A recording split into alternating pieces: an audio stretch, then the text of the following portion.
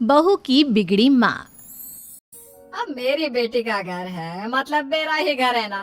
क्या आप ही समझन जी। हाँ हाँ, वो बात भी सही है आपकी।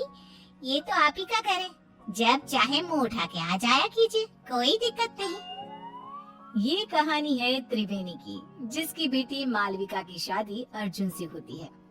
अर्जुन एक बहुत ही बड़ा बिजनेसमैन होता है और अर्जुन और मालविका को कॉलेज से ही एक दूसरे से प्रेम होता है। अपनी बेटी महलों में ब्याही गई है, इस बात का पूरा फायदा उठाती है त्रिवेणी, क्योंकि त्रिवेणी को पहले से ही चोरी करने की आदत होती है। और अब वो अपनी बेटी मालविका के ससुराल में बार बार जाकर चोरियां करना शुरू कर देती है। तो चलिए देखते हैं कि कैसी है इस बिगड़ी हुई माँ की कहानी। मम्मी, सासू माँ, ये लीजिए नाश्ता। माँ, ये बिस्किट्स आप मत खाइए, ये शुगर फ्री बिस्किट्स सासू माँ के लिए हैं। इन्होंने खास विदेश से मंगवाए हैं। अरे रहने दो मालविका बहू, पूनम रायचंद का दिल बहुत बड़ा है। मैं गरीबों को इतना दान करती हूँ, तो क्या अपने समधन को एक बिस्किट नहीं दे सकती? जस्ट किडिंग समधन जी। और हाँ मालविका बहू, आइंदा से तुम ये नौकरों वाले काम बिल्कुल मत करना। इन सब के हाथों में क्या मेहंदी रची है? मालकिन, वो पिछली बार सोने और चांदी के बर्तन हमसे टूट गए थे, इसलिए हमें बड़े साहब ने रसोई का काम करने से मना किया है। अरे चिल चिल, हम रायचंद हैं और इस महल में ऐसे हजारों सोने और चांदी की चीजें हैं।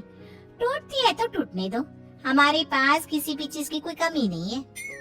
ये सब सुनकर त्रिवेणी के मन में लालच का प्रकोप जाग उठता है और वो मन ही मन पूरे महल को निहारते हुए कहती है, हाय, अब जब ये पूनम रायचंद अपनी जुबान कह रही है, फिर तो इस घर पे भी हाथ साफ करना ही पड़ेगा। अपनी बेटी का ससुराल है तो क्या हुआ, इसमें कोई लाज शर्म नहीं। उल्टा मैं तो भाग्यवान हूँ कि मेरी बेटी एक महल की बहू बनी है। त्रिवेणी अब रायचंद मैंशन में रोजाना आना शुरू करती है और वो चुपके से पूनम की कमरे में घुसकर उसकी अलमारी से उसकी साड़ियां और गहने चुराती है और अपने बैग में लेकर पीछे के गेट से रफू चक्कर हो जाती है। पूनम जब हॉल में आती है तभी, अरे मालविका बहू, समधन जी कहाँ चली गई? अभी तो यहीं थी। सासू माँ, वो मम्मी को ना आज मंदिर जाना था, आज कोई बड़ी पूजा है वहाँ, इसलिए वो चली गई। पूनम जब अपनी साड़ियाँ और गहने गायब दिखती है तो, ओफो, लगता है फिर से मैं अपनी साड़ियाँ और गहने कहीं रखकर भूल गई। लगता है लॉन्ड्री में गई है साड़ियाँ और गहनों को पॉलिशिंग के लिए दिया होगा। पूनम को भूलने और लापरवाही की आदत थी और कोई भी चीज यहाँ से वहाँ हो जाए तो वो उसका कसूर अपनी लापरवाही पर थोप देती, जो कि सच नहीं था। ये बस पूनम के मन का भ्रम था। ऐसे ही त्रिवेणी कभी रसोई में से चांदी और पीतल के बर्तन, कभी महल के मंदिर में से महंगी मिठाइयाँ, कभी कोई फोन, कभी कोई घड़ी, तो कभी तिजोरी से पैसे चुराती रहती और महल में कानों कान किसी को भनक तक नहीं लगती। एक बार, अरे ये क्या मालविका, हमारी तिजोरी खाली और खुली क्यों है? इसका मतलब घर में चोरी हुई है। तुम रहती कहाँ हो? तुम्हारा हमारे कमरे पर ध्यान नहीं रहता है क्या? ये क्या बेतु की बात कर रहे हो आप अर्जुन? मैं इस घर की बहू हूँ और मेरी कंधों पर दुनिया भर की जिम्मेदारियां रहती हैं। अब क्या मैं कुर्सी लगाकर कमरे में बैठकर चौकीदारी करती रहूं? वही रह गया है क्या? पूरे महल के हाउस कीपिंग स्टाफ और सिक्योरिटी को एकत्रित किया जाता है और सबकी तलाशी ली जाती है। पूनम को अब समझ में आ जाता है कि पिछले कुछ दिनों से सिर्फ उसकी ही नहीं बल्कि महल की काफी चीजें भी गायब हो रही थी। पूनम का पति इंद्रेश कहता है, अरे पूनम, तुम खामखा अपने आप पर भुलक्कड़ होने का, लापरवाही होने का शक कर रही थी, जबकि चोरियां सिर्फ हमारी ही नहीं पूरे महल की चीजों की चोरी हो रही थी और मालविका बहू और अर्जुन की भी कई सारी चीजें गायब हुई है। महल में सिक्योरिटी इंचार्ज बोलता है, बड़े साहब, हमने ये बात आपको बताने की कोशिश की, लेकिन पिछले कुछ दिनों से आप शहर के बाहर थे और मालकिन जीटी दिन भर बाहर रहती थी, तो बता ही नहीं पाए।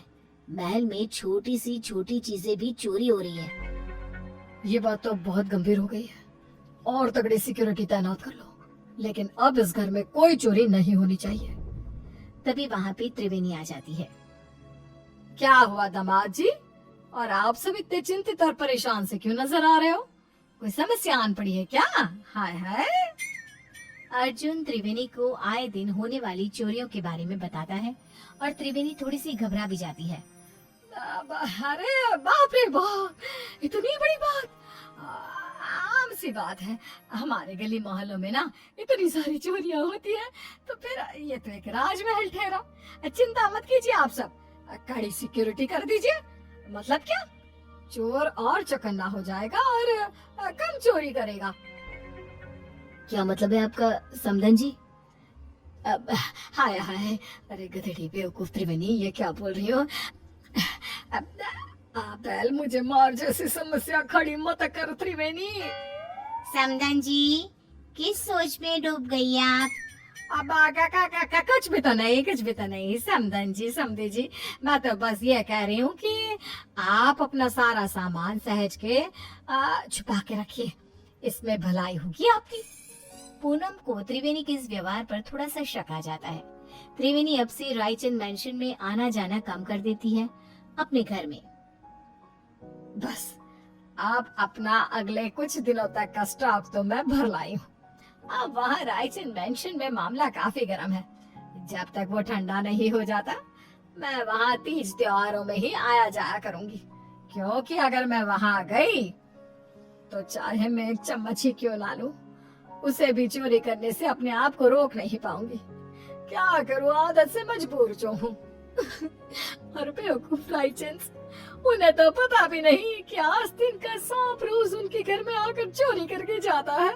बेचारे, जितने माला माल हुए उतने ही कंगाल भी हो गए। महल में एक नौकर पूनम के पास जाकर उससे कहता है, मालकिन, मुझे ना आपको एक बात बतानी है। वो दरअसल छोटी मालकिन की मम्मी यानी कि त्रिवेणी जी को मैंने अपनी आंखों से चोरी करते हुए देखा था। क्या? तुम घनचक्कर हो क्या? तुम्हें ये बात मुझे पहले बतानी चाहिए थी ना। मुझे वैसे भी उस सो कॉल्ड समधन जी त्रिवेणी पर शक तो आ ही रहा था, लेकिन कंफर्म नहीं कर पा रही थी मैं आपको ये बात पहले इसलिए नहीं बता रहा था क्योंकि मेरे पास कोई सबूत नहीं था और आप मेरी बात पर विश्वास भी नहीं करते। और तो और त्रिवेणी जी इतनी चालाक हैं कि उन्होंने महल की उन्हीं जगहों पर चोरी की है जहाँ सीसीटीवी कैमरा नहीं है। अब देखना मैं क्या चक्रव्यूह रचाती हूँ। अब मैं हमारा पुश्तैनी हीरे का हार सरेआम हॉल में रख दूंगी और जैसे ही वो त्रिवेणी उस हार को चुराएगी तब मैं उसे रंगे हाथ पकड़ लूंगी। पूनम की इन सब बातों को मालविका कमरे के बाहर ही सुन लेती है और वो अत्यंत हैरान और स्तब्ध हो जाती है। मालविका फौरन अपनी माँ त्रिवेणी को फोन लगाती है। मम्मी, आपसे ये उम्मीद नहीं थी।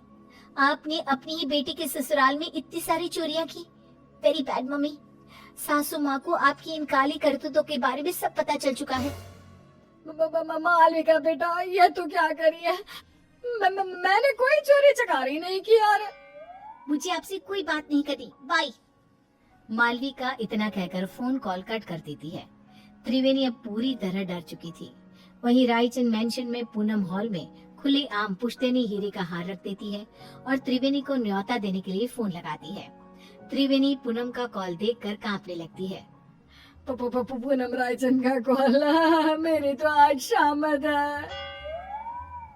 अरे, आज सूर्योदय किसी और दिशा से हुआ है क्या?